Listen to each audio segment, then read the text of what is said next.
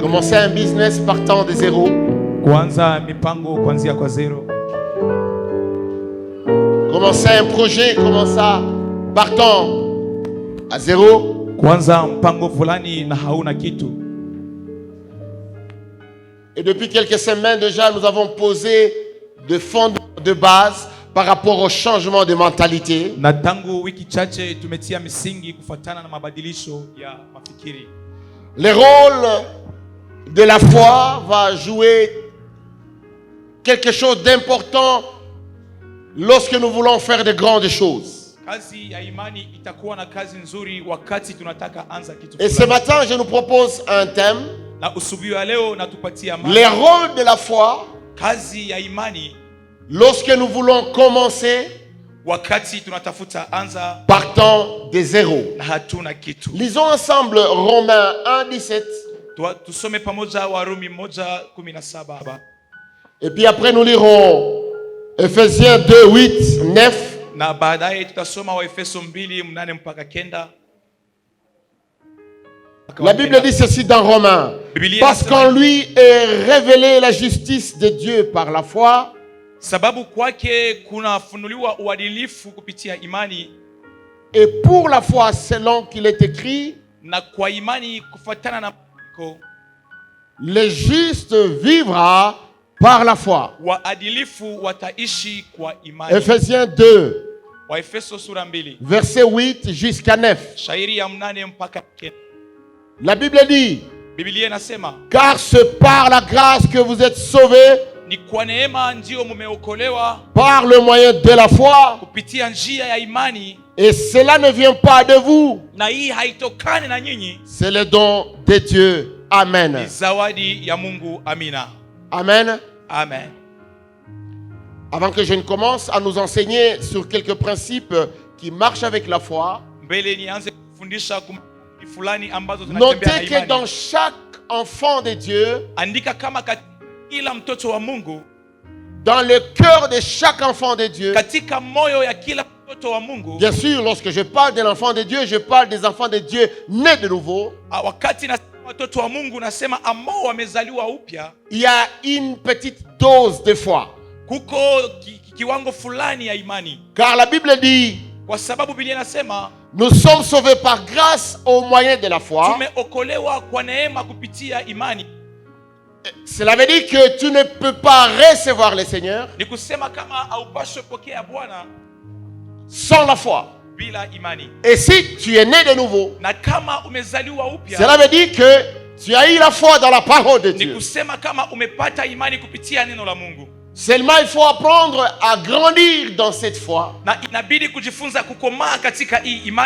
développer la foi pour acquérir la maturité spirituelle. Plus tu développes la foi, plus tu augmentes tes possibilités d'accéder au miracle. Tu ne peux pas avoir les promesses de Dieu sans accomplir ta vie et les baser sur la foi.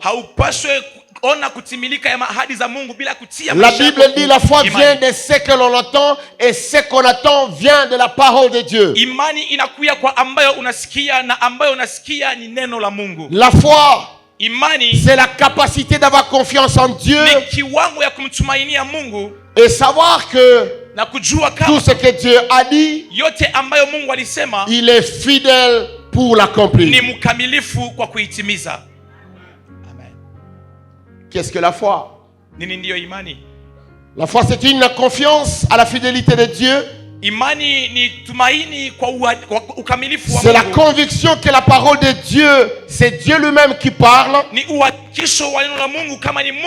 tout ce qu'il dit, il finit toujours par le faire. Peu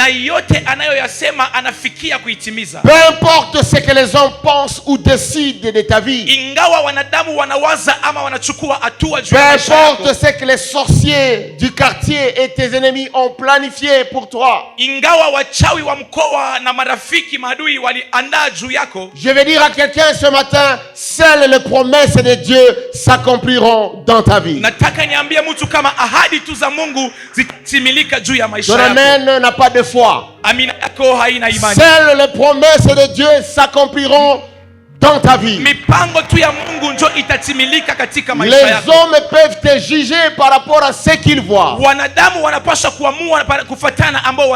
Ils peuvent prononcer quelques paroles pour te bloquer ou pour t'empêcher d'avancer. Mais celui qui a un dernier mot, c'est l'Éternel Dieu des armées. La foi en Dieu, c'est obéir à ses commandements et aligner sa vie selon sa pensée. C'est se sentir soi-même. Dire que l'on a la foi, c'est se mentir soi-même.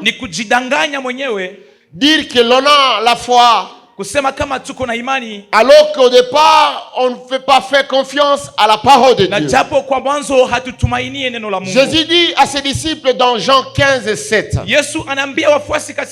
si vous demeurez en moi et que mes paroles demeurent en vous, demandez ce que vous voudrez et cela vous sera accordé. Nous verrons que tu as foi en Dieu si seulement à la base la parole de Dieu demeure en toi et que tu le mets en pratique. Mais aussi la foi, c'est croire et agir selon ce que Dieu demande dans sa parole. Croire et agir selon ce que Dieu demande dans sa parole. Non pas croire à ce que les hommes disent. Les gens savent mettre un peu de pilipili, des épices dans leurs paroles. Il y a des présidents de ce monde, lorsque tu les écoutes parler au micro, ils parlent bien français, ils s'expriment. Tu te dis, cet homme sait bien parler. Mais peu importe ce qu'il dit, même s'il parle bien, si c'est contraire à la parole de Dieu, nous avons le droit de dire non. Non,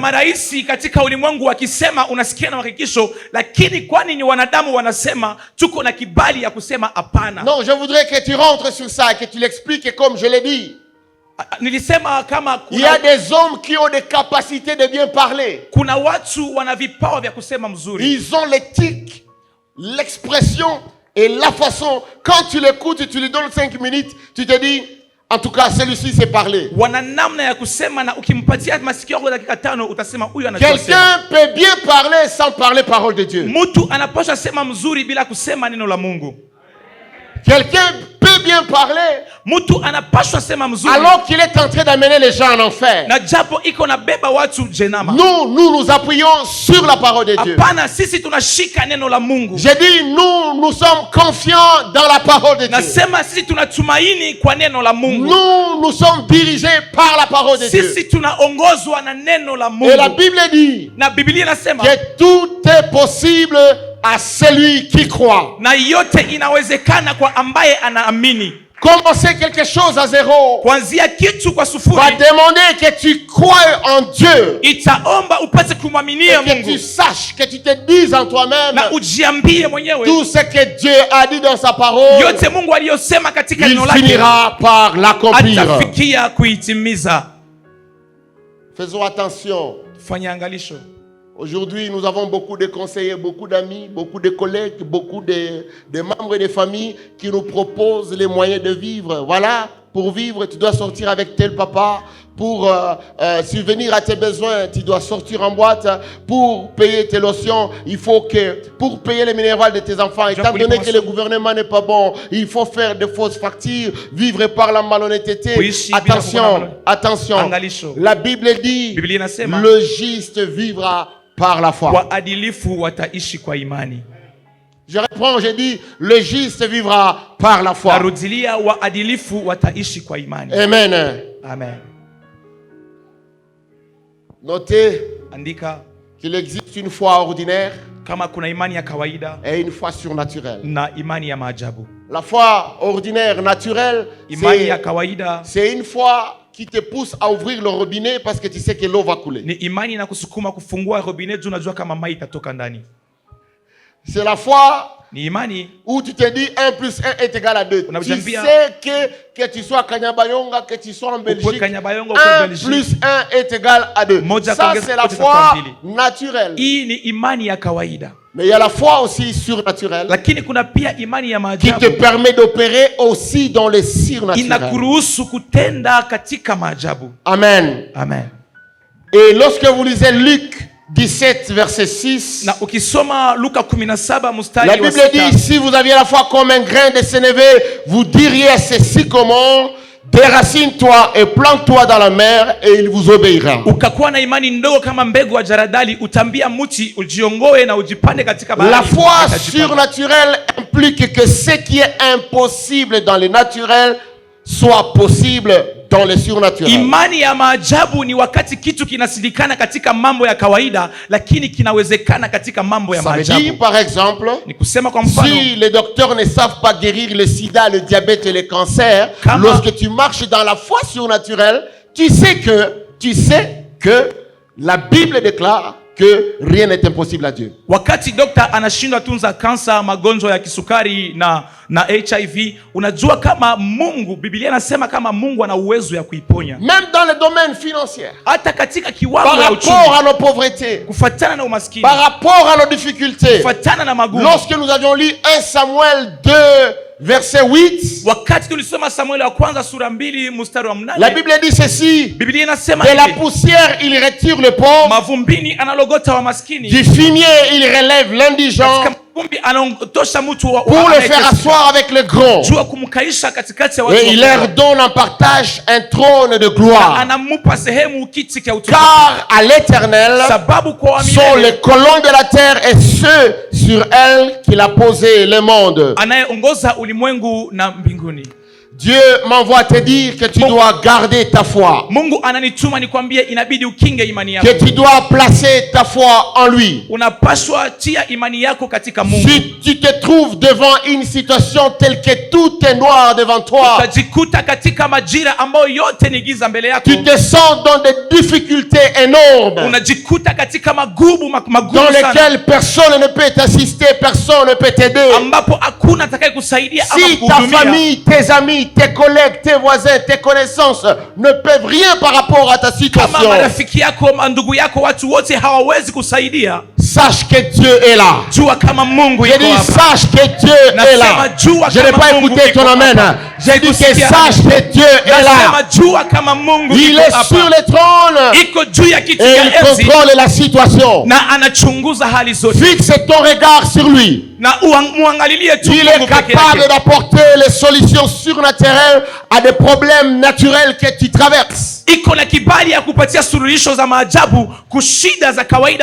que l'argent et les pouvoirs n'ont pas fait dans ta vie, ambazo mamlaka na pesa ikufanya katika maisha yako, la foi peut le faire parce que nous croyons en Dieu. Imani inapaswa ifanye kwani tunamtumainia Mungu. C'est que tes efforts, ambayo nguvu zako, ton intelligence n'a pas accompli, akili yako haikufanya. Je viens déclarer au nom de Jésus nakuja tangaza kwa jina la Yesu, ta foi peut déplacer les montagnes. Kama imani yako ina kibali ya kuhamisha milima, votre situation ne changera pas par hasard. Na hali yako haitabadilika kwa kushtukia. Vos situations ne changeront pas naturellement sans la foi. Hali zenu hazitabadilika bila imani. Il y a des situations tragiques dans votre vie. Kuna hali za huruma katika maisha yenu. Qui demandent que des solutions surnaturelles. Ambazo zinatafuta tu masuluhisho ya maajabu. Car le naturel ne peut plus les changer. Sababu vya kawaida havipaswi ibadilisha. Aux yeux des hommes tu ne peux plus. Kwa macho ya wanadamu hauwezi kitu. Lorsque les hommes te regardent, il y a plus d'espoir. Kati wanadamu wanakuona hakuna tumaini. Quand toi-même tu te regardes, tu te dis je ne peux rien faire pour moi-même. Wewe mwenyewe unajiona unasema siwezi kitu peke yangu. La bonne nouvelle que je t'apporte ce matin. Na habari njema ninayokupatia usubuhi wa leo. Dieu se lève pour changer ta situation. Mungu anainuka juu ya kubadilisha hali yako. Ah, ton amen c'est pas un amen de foi. Amina yako sio amina ya imani. Dieu se lève pour changer ta situation. Nasema Mungu anainuka juu ya kubadilisha hali yako. Tu ne vas pas rester là où tu étais. Hautabaki ambapo ulikuwa. Les hommes ne vont pas continuer à se moquer de toi. Wanadamu hawataendelea kukushimanga. J'annonce à quelqu'un. Natangazia mtu. Je proclame proclame du haut de cette chaîne. La nouvelle saison commence dans ta vie. Non seulement tu vas entreprendre. Non seulement tu vas entreprendre. Même sans entreprendre. Dieu va s'élever. Il va ouvrir les portes devant toi. Là où les autres ont fait 11 ans pour recevoir la bénédiction, tu feras un jour. Parce que Dieu se décide de faire ce qu'on appelle les surnaturels. Là où les autres ont payé beaucoup d'argent, toi tu ne paieras pas beaucoup d'argent. Toi tu ne paieras pas beaucoup d'argent. J'ai dit, toi tu ne paieras pas beaucoup d'argent. Parce que la faveur et la grâce vont parler pour toi. Je viens annoncer à quelqu'un, tant que tu vis, il y a de l'espoir. Ça ne sert à rien de te tuer. Ça ne sert à rien de prendre le poison. Ça ne sert à rien de te fâcher. Ça ne sert à rien de pleurer. Ça ne sert à rien de te plaindre. Au ciel, il n'y a pas le parlement de plainte. Seulement il te faut la foi. Car si tu as la foi, tu peux appeler à l'existence les choses qui n'existent pas. Donne-moi un amen que j'avance. Si tu as la foi, tu peux appeler à l'existence les choses qui n'existent pas. Je ne sais pas la montagne qui est devant toi. Je ne sais pas les difficultés que tu cours. Peu importe la situation où tu te trouves, je viens t'annoncer, si tu as la foi en Dieu, il est capable. Mon Dieu est capable. Mon Dieu est capable. Et il se lèvera les derniers. Il se lèvera les derniers. Vous pouvez comploter. Vous pouvez monter des conseils. Vous pouvez me calomnier. Vous pouvez me disputer.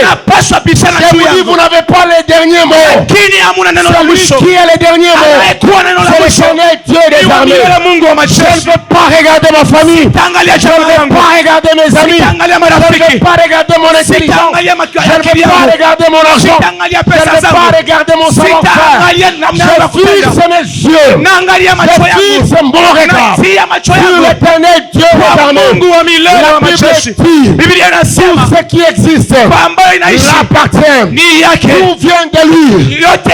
Et par lui. Et pour lui. C'est pourquoi je ne peux pas donner à un homme l'opportunité de croire que celui qui me prend. Je ne peux pas donner à un homme l'opportunité de le porter dans mon cœur parce que je suis fâché. Même quand je me fâche, la fin de la journée, je libère mon cœur. Je vais rester libre pour que le Saint-Esprit habite en moi. Je refuse d'être rancunier. Je refuse d'avoir des plaintes. Je refuse d'avoir miel. Sinon miel. Un petit a dit, il a écrit sur son Facebook, non plainte, non shida. Il s'est dit, je ne me plains pas et je n'ai pas de problème. Pourquoi? Ce n'est pas parce que ma poche est remplie. Ce n'est pas parce que j'ai autre source de revenus. Parce que je sais que la Bible déclare, l'Éternel est mon berger, je ne manquerai de rien. S'il est mon berger, je de rien. Je marche la tête haute. Je ne crains pas ce que les gens disent. Parlez seulement.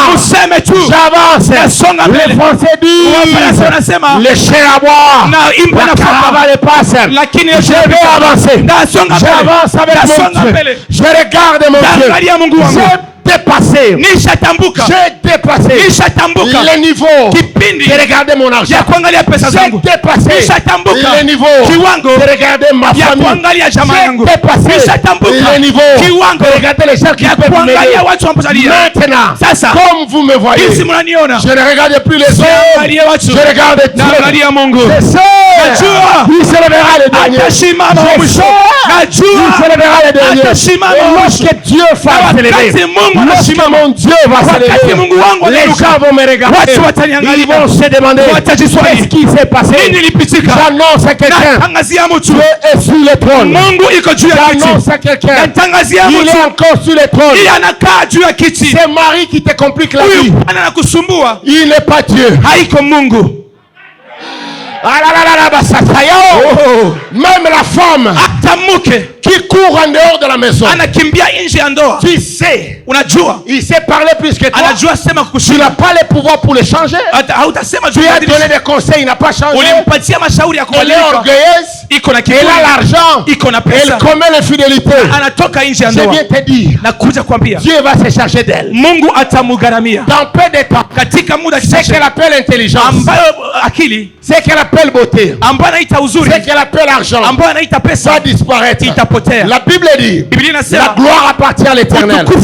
La gloire appartient à l'Éternel. Je te dirai merci si tu m'as béni. Je te dirai merci si tu m'as aidé. Je te dirai merci parce que tu m'as assisté quand j'étais dans les problèmes. Je te dirai jamais tu es mon Dieu. Je Dieu. Je crois en Dieu.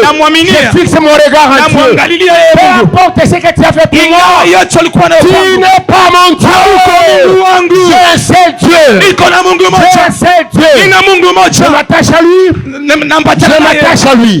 Je marche avec lui. Et j'avance avec assurance. Si tu es d'accord avec moi, acclame le Seigneur des Seigneurs.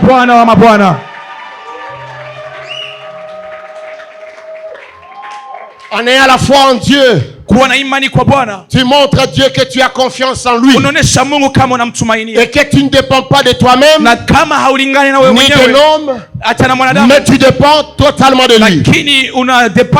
La foi vous permet d'avoir tout ce que vous voulez avoir dans la parole de Dieu. Écoutez, la foi enlève les doutes dans votre vie et rassure votre marche chrétienne. Même si les gens te découragent, même si ce que tu vois devant toi semble être noir, même si les circonstances te parlent du contraire, même si dans ta poche tu n'as rien, tu sais que tu sais que l'Éternel Dieu des armées, je le verrai le dernier. Il a le dernier mot. Il agira, il fera, il me bénira. Il est mon berger.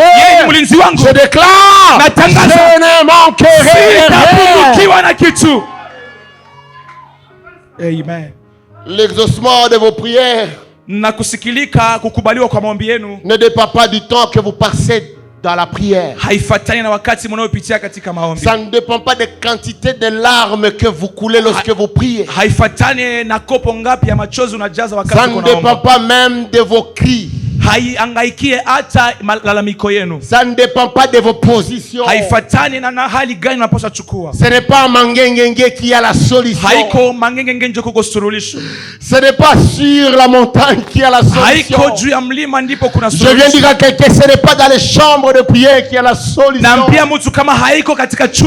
Ce n'est pas chez les prophètes qui a la solution. La solution se trouve uniquement en Jésus. Peu importe l'homme qui te parle, peu importe la façon dont il parle et les paroles qu'il utilise, je te dis, je te confirme, la solution n'est pas dans l'homme, la solution n'est pas en toi-même, la solution n'est pas dans ton intelligence, la solution n'est pas dans les études, la solution n'est pas dans les commerces. Les commerces sans le Seigneur, c'est zéro. La solution n'est pas dans tes stratégies. Plusieurs ont des stratégies, mais les stratégies ne les amènent nulle part. Les stratégies, l'intelligence, l'argent, les commerces, les études, sans le Seigneur, c'est rien. Au lieu de placer ta confiance dans les études, dans l'argent, dans le commerce, avant tout, Place ta confiance en Dieu. Après maintenant travail. Si tu travailles avec Dieu, la réussite est certaine. Si tu fais le commerce avec Dieu, je déclare que tu réussiras. Si tu étudies avec Dieu, il va ouvrir le porte pour toi. Tu vas percer comme une flèche. Parce que l'Éternel Dieu des armées est avec toi. Mais si tu fais tout ce que tu fais toi-même, je te dis, je t'annonce d'avance que tu vas échouer. Tu as besoin de pratiquer la foi. Tu as besoin de mettre la foi en pratique. Tu as besoin de croire que ce que Dieu dit dans sa parole, il est fidèle pour l'accomplir. Et pour bien pratiquer ta foi, il te faudra 3 choses. Écris.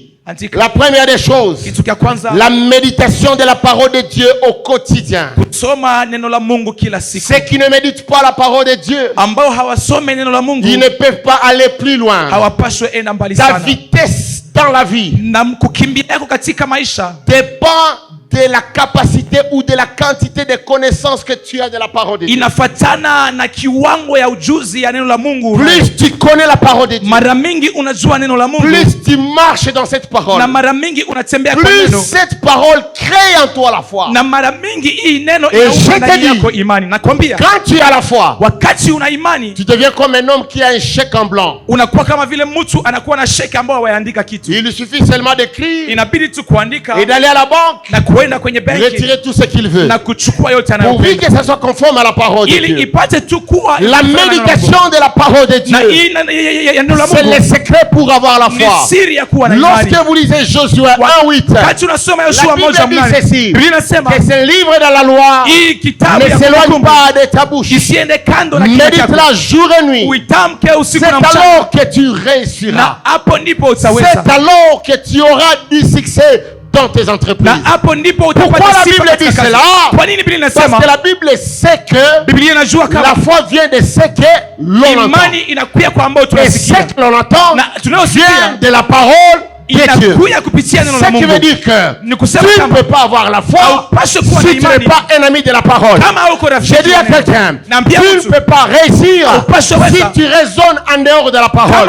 Tu ne peux pas percer si tu n'appliques pas les principes et les lois divines écrites dans la parole de Dieu. J'annonce à quelqu'un, je parle comme un prophète, que personne ne te décourage, que aille chercher ailleurs. Mais toi et moi, nous allons chercher dans la parole de Dieu, car Dieu est derrière sa parole pour l'accomplir. Ce qu'il a dit dans sa parole, je te jure, il le fera. Il y a 3 choses que Dieu ne fera jamais. Dieu ne fera pas quelque chose en dehors de sa parole. Deuxièmement, Dieu ne fera pas ce qu'il a déjà fait. Troisièmement, Dieu ne fera pas ce qu'il t'a demandé de faire. La foi, c'est ta responsabilité. La foi, ce n'est pas la responsabilité de Dieu. Ma foi, c'est pour moi. Nous ne pouvons pas partager la foi comme le Bluetooth. Nous ne pouvons pas partager la foi comme le network. J'ai vu les gens, ils se mettent ensemble. Une personne, il a l'internet et il partage à d'autres. Il est vrai, je peux prêcher. Tu écoutes la parole. La parole crée en toi la foi. Tu as besoin d'avoir ta foi. J'ai besoin d'avoir ma foi. Ma foi agira dans mes problèmes. Ta foi agira dans tes problèmes. Je peux prier pour toi avec ma foi. Si tu n'as pas la foi, rien ne se fera. Ma foi ne peut agir là où tu agis que si seulement d'abord tu crois à la parole de Dieu. Deuxièmement, tu crois qu'il y a une grâce sur ma vie. Troisièmement, si je te dis tu es guéri et tu vois que tu es guéri, alors tu peux être guéri. Mais si je te dis sois guéri au nom de Jésus, mais toi tu ne crois pas que ma parole peut te guérir, sans la foi tu ne peux pas voir le miracle. Amen. Ne te pose pas la question. Pourquoi tu trembles lorsqu'il y a des problèmes devant toi? Ne te pose pas la question. Pourquoi tu fais les tours des maisons lorsque tu as besoin d'argent? Parce que ta foi n'est pas en Dieu. Ta foi est dans les hommes. Ta foi est dans les oncles. Ta foi est dans tes stratégies. Si tu veux aller plus loin avec le Seigneur, si tu veux accomplir de grandes choses,